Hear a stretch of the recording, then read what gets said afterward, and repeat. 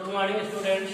देखो कल पढ़ाया गया था आपको एक्सरसाइज 4.6 जो थी, बता तो सभी दिए गए थे, लेकिन सवाल नंबर 5 हमने कहा था कि आप मन से लगाना, लेकिन कमेंट में पूछा गया तो पूछना जरूर, जो सवाल ना लगे उसे पूछो जरूर, ठीक भैया। सवाल नंबर 5 देखो क्या कह रहा है, एक्सरसाइज 4.6 का 5वां है, ठीक भैया। एक्सरसाइज 4.6 का 5वां, और जो एनसीईआरटी एक्सरसाइज जो है वो सवाल जरूर लगाएं, ठीक। जो आपकी एनसीईआरटी किताब दी गई है इसमें का एक एक सवाल लगाएं और एग्जाम्पल जो दिए होते हैं। तो 5वां सवाल कह रहा है, सिद्ध कीजिए कि द्विघात समीकरण, क्या दिया है, द्विघात समीकरण तुम्हारी क्या दी है, द्विघात समीकरण दी है, द्विघात समीकरण दी है तुम्हारी क्या, 2a² plus b², a² plus b² into x² दिया है plus 2a plus b into में दिया है x प्लस 1 बराबर 0, यही तो दिया है। के कोई भी मूल वास्तविक नहीं होंगे यदि a बराबर b हो, यदि a बराबर b ना हो, ठीक। यदि a बराबर क्या, b ना हो कह रहा है। तो अच्छा, मूल सिद्ध करना है कि कोई भी मूल वास्तविक ना हो यदि आपका d का मान क्या आ जाए, d का मान 0 से छोटा आ जाए, d का मान क्या आ जाए, 0 से छोटा, मतलब क्या, d का मान ऋणात्मक अगर आ जाए तो आपके मूल वास्तविक नहीं होंगे। कंडीशन पढ़ाई गई थी, मूल वास्तविक कब नहीं होंगे, d का मान 0 से छोटा हो। सबसे पहले क्या करेंगे, मानक द्विघात समीकरण से तुलना करने पर, मानक द्विघात समीकरण, भाई कैपिटल ए मान रहे हैं क्योंकि इनको एक मान दिया है तो कैपिटल मान लें, ax² plus bx plus c बराबर 0 से तथा a बराबर नहीं 0 से तुलना करने पर, बताओ कैपिटल ए का मान क्या आएगा, तुलना करोगे तो 2a² प्लस b² और कैपिटल b का मान क्या आएगा, 2a प्लस b और c का मान क्या आएगा, कोई दिक्कत। अब देखो हम यहां से निकालते हैं d बराबर b² माइनस 4ac, क्या निकालेंगे, b² माइनस 4ac।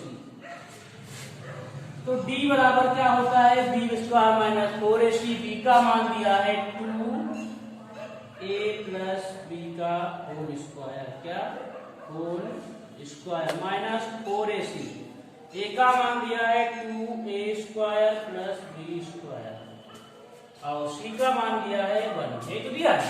देखो d बराबर क्या आ जाएगा, 2 का स्क्वायर क्या होता है, 4a प्लस b का whole square, a plus b का होल स्क्वायर, देखो छूट गया भैया, a² b² दिया है, ठीक। तो a² b² लगा लेना भैया आप लोग, ठीक। माइनस 4, 4 दूनी 8, a² b², कोई दिक्कत। अब देखो इधर d4 पहले से लिखा है। अब बताओ a² प्लस b² का सूत्र आपको मालूम होता है, क्या होता है, a प्लस b का होल स्क्वायर पता होता है, क्या होता है, a² b² प्लस 2ab, कोई दिक्कत। अब देखो इधर, तो a² मतलब क्या, स्क्वायर तो पहले से दिया है, तो a का स्क्वायर मतलब लगा दीजिए, a का स्क्वायर पहले से दिया है, ठीक, और b का स्क्वायर प्लस 2ab, तो 2a² और b² माइनस 8a² और b² दिया है, कोई दिक्कत। अब देखो इधर समझा लगा लेंगे, ठीक। d बराबर क्या आ जाएगा, 4, इसका a² है तो a की घात क्या आ जाएगा, 4 प्लस b की घात 4 प्लस 2a² b², कोई दिक्कत। अब माइनस का 8a² और प्लस 8b² प्लस नहीं माइनस हो जाएगा क्योंकि क्या है चिन्ह माइनस का है, -8² माइनस 8b²। तो d बराबर बताओ क्या आ जाएगा 4 गुणा कर दो सर 4a की घात 4 प्लस 4b की घात 4 4 दूनी 8a² b² माइनस क्या हो जाएगा 8a² माइनस 8b²। अब देखो d बराबर क्या आएगा 4a² minus 8a², 4b² minus 8b² और प्लस क्या आ जाएगा कुछ आएगा 8a² b²। अब बताओ 4 से 8 जाएगा क्या बचेगा माइनस का 4a² और ये माइनस का 4b² प्लस का 8a² b²। देखो इतना मालूम हो गया तो हमें कैसे पता हो कि d का मान कितना है। तो देखो कुछ सूत्र बनना है। देखो अगर यहाँ माइनस ना हो यहाँ माइनस ना हो तो सूत्र बनेगा। देखो 2a + 2b का होल स्क्वायर बन रहा है 2a + 2b का होल स्क्वायर देखो बनेगा देखो कॉमन लेते हैं इसमें पता करें कॉमन उसमें मिल रहा है। अगर आप माइनस का 4 कॉमन ले लेते हैं ठीक तो बताओ क्या बनेगा a² प्लस b² प्लस 4 दूनी 8 2a² b²। कोई दिक्कत घात 4 का तो स्क्वायर होना हो गया। ये देखो ये सब घातें कितनी थी 4 थी भैया ठीक ऊपर नहीं करना से लिख दिया 8a² और plus b² 8a² plus b² कहाँ है देखो b का मान है 2a प्लस b का होल स्क्वायर है भैया ठीक पहले सही रखा गया था। b का मान कितना है 2a प्लस b का होल स्क्वायर तो इसे देख लेना भैया ठीक 4a प्लस b² है तो क्या आ जाएगा a² b² plus 2ab a² plus b² plus 2ab और माइनस का क्या आ जाएगा 8a² प्लस b² ठीक। इसे देखो आगे अब क्या आ जाएगा d बराबर जो है d बराबर आ जाएगा 4a² plus b² plus 2ab minus का 8a² माइनस का 8b² तो d बराबर क्या आ जाएगा 4a² प्लस 4b² 4 दूनी 8ab minus 8a² minus 8b²। अब देखो जब d बराबर क्या आ जाएगा 4 से जाएगा कितना जाएगा माइनस 4a² माइनस 4b² और प्लस 8ab ठीक। अब बताओ सभी में कुछ कॉमन मिलेगा 4 कॉमन मिला माइनस का तो a² plus b² minus 2ab कोई दिक्कत। अब देखो d बराबर माइनस का 4 ये किसी का सूत्र बनेगा a माइनस b का होल स्क्वायर कोई दिक्कत इतना आ गया। अब बताओ उसने कंडीशन में क्या कहा था कि a का मान 0 ना a बराबर b ना हो a बराबर b ना हो तो बताओ a का मान अगर आप 2 रखते हैं 1 रखते हैं तब भी क्या d का मान माइनस में 4 आएगा। अगर यहाँ कोई संख्या माइनस में भी आती तब भी क्या स्क्वायर में प्लस हो जाती तो d का मान क्या आ गया ऋणात्मक तो आया d का मान क्या आ गया 0 से छोटा क्या लिखा जाएगा d का मान ऋणात्मक है या 0 से छोटा है 0 से छोटा है इसलिए इसके मूल कैसे होंगे मूल क्या आता है वास्तविक होंगे वास्तविक नहीं होंगे इसलिए मूल वास्तविक नहीं होंगे वास्तविक नहीं होंगे वास्तविक नहीं होंगे ठीक भैया।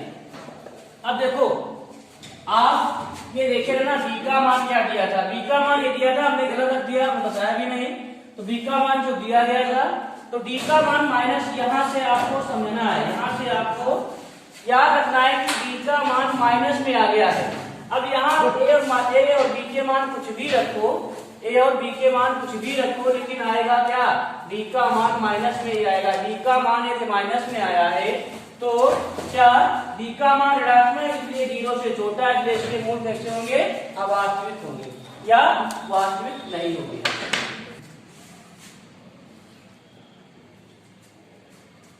एक्सरसाइज 4.7, एक्सरसाइज 4.7 का देखो कौन सा सवाल है, सवाल नंबर 7। कह रहा है एक समकोण त्रिभुज की ऊंचाई, एक समकोण त्रिभुज की ऊंचाई इसके आधार से 7 सेंटीमीटर कम है। यदि कर्ण 13 सेंटीमीटर हो तो अन्य दो भुजाएं ज्ञात कीजिए। आपको समकोण त्रिभुज पता होगा, यही तो होता है, इसका एक कोण क्या हो, 90 अंश हो, ए बी सी। 90 अंश के सामने वाली भुजा क्या कहलाती है, कर्ण। क्या कहलाती है, 90 अंश के सामने वाली भुजा कर्ण कहलाती है। और थीटा के सामने वाली भुजा लंब कहलाती है। अगर मान लीजिए आपका ये थीटा है कुछ, तो ये क्या हो जाएगा, लंब हो जाएगा, ठीक। ये क्या हो जाएगा, आधार, ठीक। अगर आपका थीटा यहाँ दिया है तो थीटा के सामने वाली भुजा लंब और ये आधार हो जाएगा, ठीक। अब देखो मान, देखो क्या क्या दिया है, कह रहा है एक समकोण त्रिभुज की ऊंचाई इसके आधार से 7 सेंटीमीटर कम है।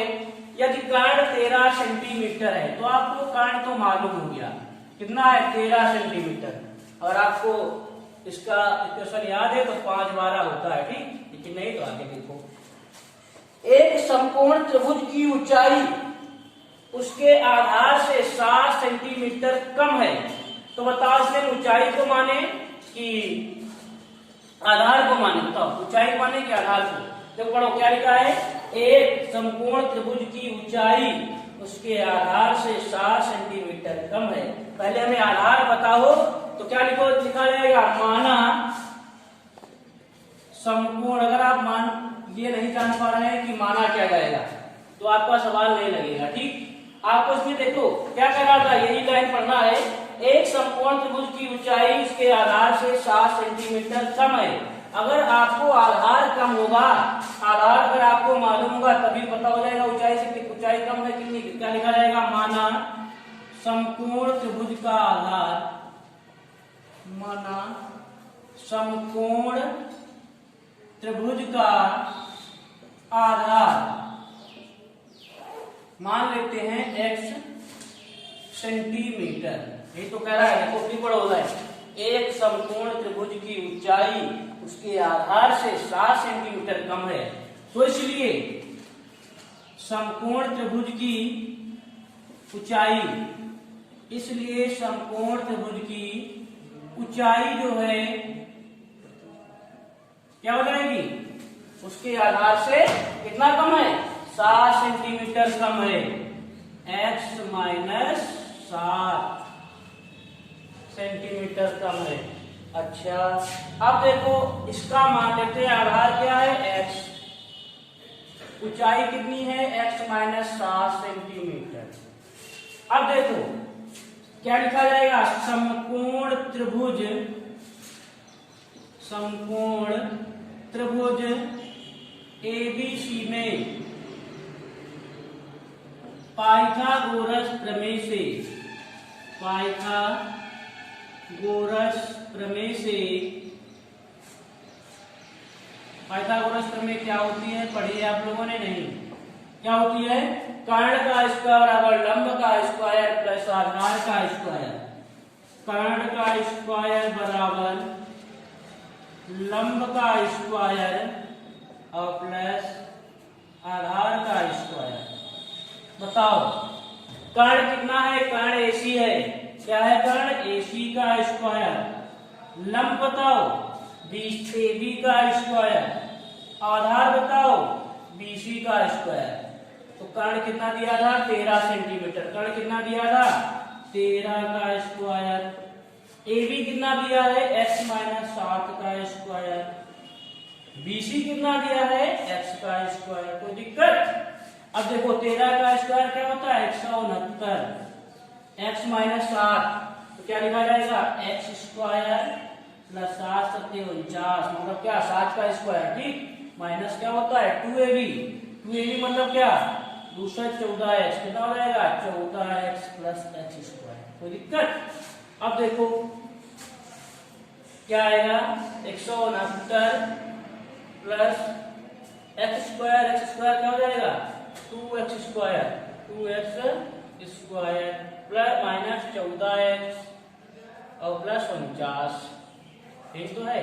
तो 2x square minus 14x plus 49 और माइनस का 169 बराबर 0। तो 2x स्क्वायर माइनस 14x, बताओ 9 से 9 गया 0, 6 से 4 गया 2, 120। अब बताओ 120 के ऐसे फैक्टर करो कि गुणा करने पर 120 आए, कुछ कॉमन मिल रहा है, कॉमन ले लो, 2 कॉमन मिल रहा है तो क्या जाएगा, x square minus 7x minus 60 बराबर 0। x square minus 7x minus 60 बराबर 0 है, तो इधर आ जाएगा 0 हो जाएगा। अब 60 के ऐसे फैक्टर करो कि घटाने पर कितना आए, 7 आए, तो 12 पंचे 60 होता है, 12 पंचे 60, ठीक। तो x square minus 12 minus 5x minus 60 बराबर 0। तो x square minus 12x plus 5x minus 60 बराबर 0 मिलेगा। तो क्या आ जाएगा, x minus 12 plus 5x minus 12 बराबर 0। तो x माइनस 12 और x प्लस 5 बराबर 0। बताओ x माइनस 12 बराबर 0, x का मान 12 आ जाएगा, x प्लस 5 बराबर 0, x बराबर क्या जाएगा, माइनस का 5। ये क्या हो जाएगा, मान। बताओ काहे, क्योंकि किसी की ऊंचाई चाल दूरी जो होती है ऋणात्मक नहीं होती है, ठीक। अब मान लीजिए कि किसी त्रिभुज की ऊंचाई ऋणात्मक होगी नहीं, तो x का मान कितना आ गया, x का मान आ गया 12। तो क्या लिखा जाएगा, अतः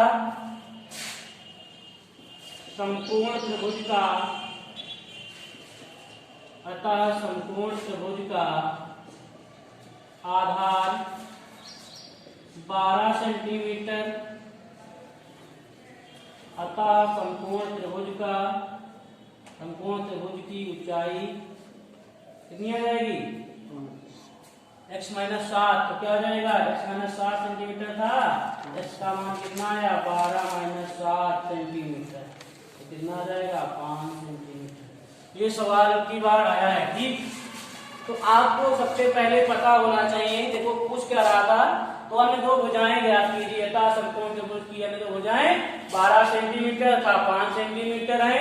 सबसे पहले आपको समकोण त्रिभुज पता हो, उसका कर्ण पता हो, कर्ण 90 अंश के सामने वाली भुजा कर्ण होती है, तो सबसे लंबी भुजा भी होती है, ठीक। उसके बाद आपको ये लाइन निरूपण पढ़ना है कि समकोण त्रिभुज की ऊंचाई उसके आधार से 7 सेंटीमीटर कम है। तो सबसे पहले आपको आधार माना जाएगा, आधार मान लिया, उसके बाद हमने x का मान निकाला, x का मान 2 आए, 12 आए, माइनस 5 आया, माइनस 5 मान निकाले है, क्योंकि किसी की ऊंचाई या लंबाई ऋणात्मक नहीं होती है। आप यहाँ लिख सकते हैं, क्योंकि किसी की ऊंचाई ऋणात्मक नहीं होती है, अतः समकोण त्रिभुज का आधार 12 सेंटीमीटर तथा ऊंचाई 5 सेंटीमीटर। सवाल नंबर 8 जरा देखिएगा, देखो क्या लिखा है, एक आयताकार भूखंड है, कोई मान लीजिए पड़ा है टीला या भूखंड आयताकार है, ठीक। एक आयताकार भूखंड का क्षेत्रफल आपको दिया है कितना, 528 मीटर स्क्वायर। फिर उसके बाद दिया है क्षेत्र की लंबाई मीटर में, चौड़ाई के दुगने से एक अधिक है, तो भूखंड की लंबाई तथा चौड़ाई ज्ञात कीजिए। तो सबसे पहले देखो, अगर आप दो इक्वेशन बनाते हैं x और y से तब भी लगेगा, अगर आप एक इक्वेशन बनाते हैं तब भी लगेगा। तो एक इक्वेशन बनाने के लिए आपको लाइन पढ़नी पड़ेगी बीच वाली। देखो क्या है, कह रहा है क्षेत्र की लंबाई मीटर में चौड़ाई के 2 गुने से 1 अधिक है, चौड़ाई के 2 गुने से 1 अधिक है।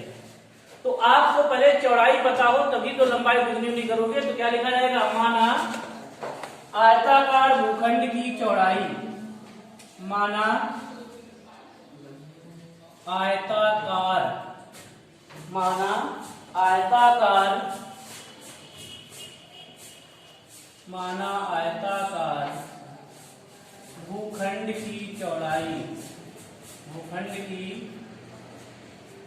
कितनी हो जाएगी बताओ। माना आयताकार भूखंड की चौड़ाई x सेंटीमीटर।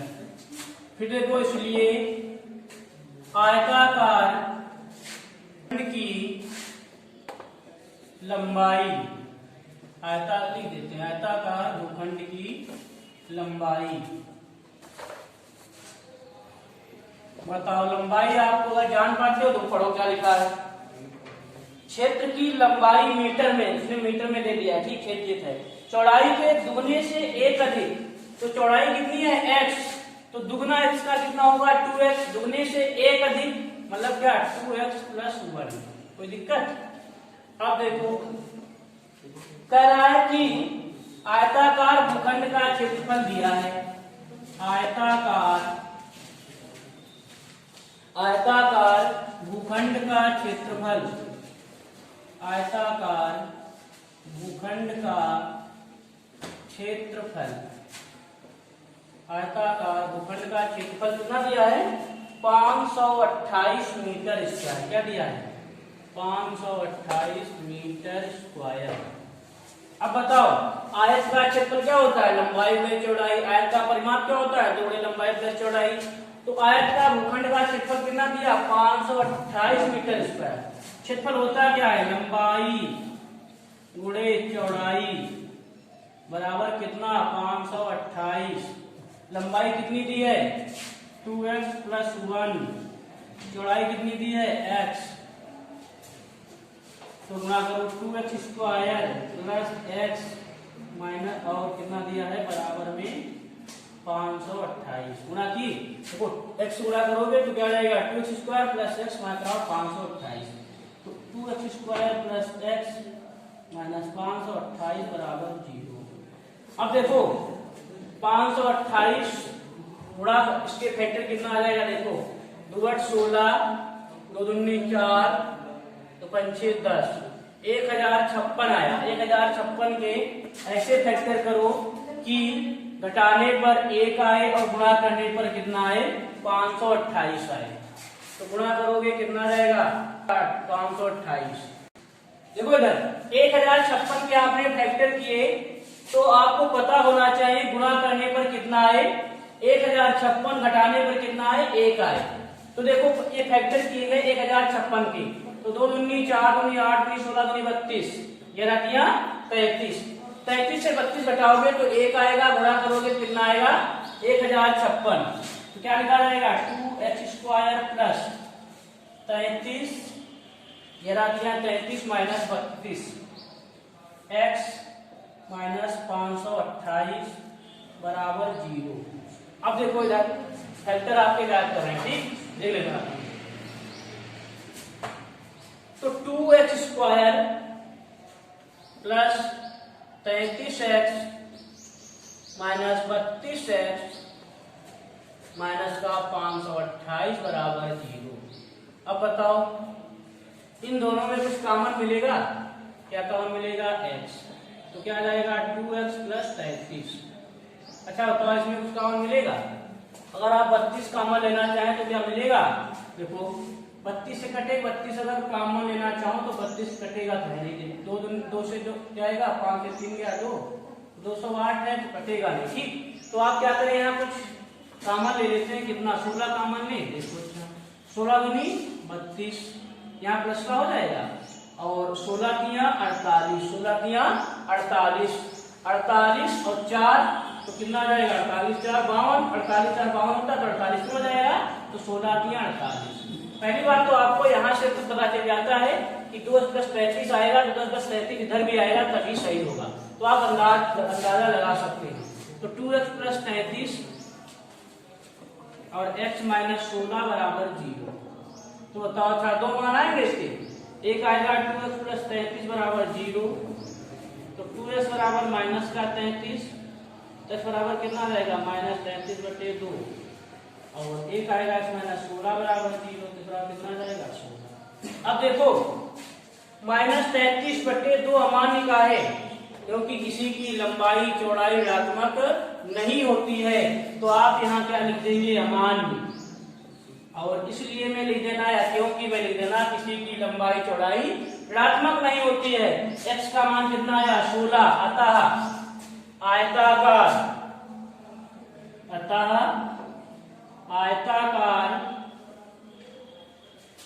भूखंड की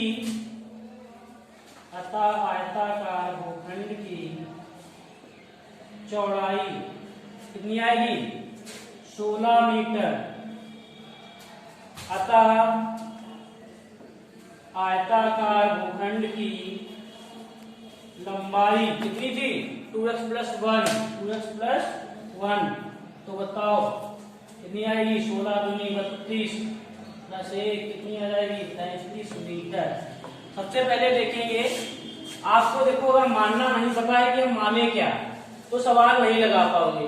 आपको हमेशा पता होता है अधिकतर आयताकार जो मैदान होता है कुछ भी हो तो लंबाई आयत की ज्यादा होती है चौड़ाई कम होती है।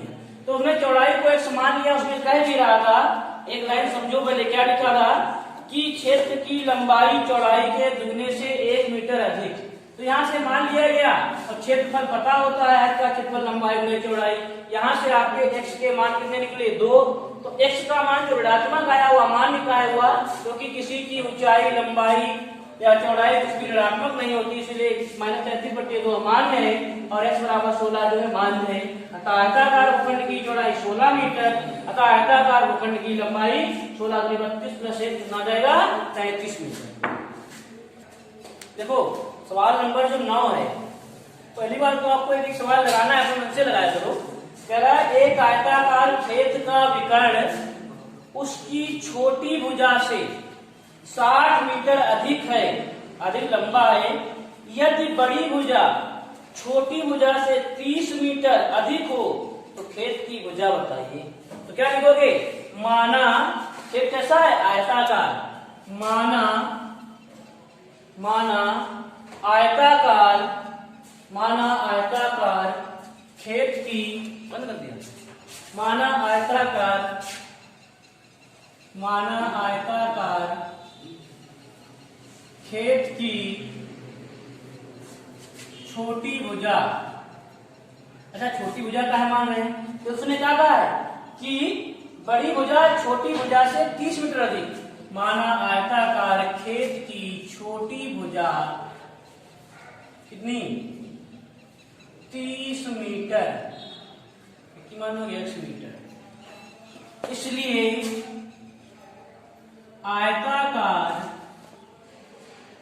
क्षेत्र की बड़ी भुजा, इसलिए आयताकार क्षेत्र की बड़ी भुजा कितनी आ जाएगी बताओ।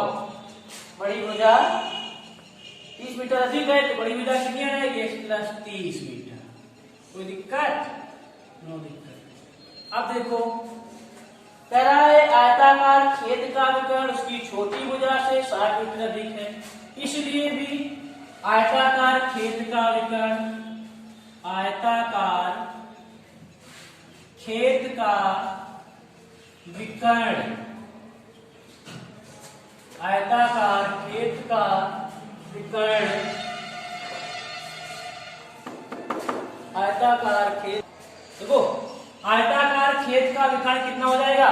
कह रहा है कि आयताकार क्षेत्र का विकर्ण उसकी छोटी भुजा से 60 मीटर अधिक है। तो मान लीजिए कोई आयताकार क्षेत्र ये है, ठीक ABCD, इसका एक विकर्ण दिया है इसने कितना, विकर्ण उसने दे दिया है 60 मीटर, एक छोटी भुजा से 60 मीटर अधिक। छोटी भुजा होता कौन है, यही तो है। छोटी भुजा कितनी है x मीटर, बड़ी भुजा कितनी है x + 30 मीटर और विकर्ण कितना दिया गया है x + 60 मीटर, x + 60 मीटर। अब बताओ आपको सब कुछ पता है तो आयताकार क्षेत्र का विकर्ण आयताकार क्षेत्र का विकर्ण जो होता है इसका फॉर्मूला क्या होता है। आयत का जो विकर्ण होता है, देखो वर्ग का विकर्ण क्या होता है √2 × भुजा। ये आता कहां से है, क्योंकि आयत का प्रत्येक गुण वर्ग का है तो वर्ग का है, आयत का क्या होगा आयत जो वर्ग का होता है विकर्ण कहां से आता है √2 × भुजा। वर्ग में चारों भुजाएं बराबर होती हैं और इसमें आयत में क्या है, चारों भुजाएं बराबर नहीं होती है, ठीक। ये 90 अंश के सामने वाली भुजा क्या हो जाएगी, कर्ण। मान लीजिए AC तुम्हारा कर्ण हो जाता है, ठीक, और AB तुम्हारा AD है जो क्या हो जाएगा, लंब हो जाएगा, ठीक, और DC जो है क्या हो जाएगा, आधार। तो यहाँ से अगर आप निकालना चाहें तो क्या निकलेगा, बताओ, आयताकार जो खेत का विकर्ण होता है क्या जाएगा, √a² + b², √a² + b²। तो यहाँ से आप आयताकार खेत का विकर्ण रख के निकाल सकते हैं, ठीक। इस प्रकार आपकी भुजा ज्ञात हो जाएगी, लगा सकते हो आगे, ठीक। होमवर्क देखो, होमवर्क जो है एक्सरसाइज 4.7 हमने बता दिया, 8 तक सवाल बता दिए, 9 तक बता दिए गए हैं। सवाल नंबर 5 से लगाना है, कहां तक, 5, 6, 7, 8, 9, 10, 11। आपको 11 तक सवाल लगाना है, ना लगे तो आप कमेंट में पूछें। और जो एक्सरसाइज 4.6 के पहले जो एग्जाम्पल दिए हैं, आपको अगर एग्जाम्पल बताए गए थे 5 तक, तो आपको एग्जाम्पल कितना लगाना है, एक्सरसाइज 4.6, 4.7 जो है के पहले जो एग्जाम्पल दिए हैं सवाल नंबर 6 से कहां तक एग्जाम्पल तुमको दिए गए हैं 10, 6, 7, 8, 9, 10 लगाए जरूर, ठीक। जो ना लगे तो उसको बाद में पूछ सकते हो।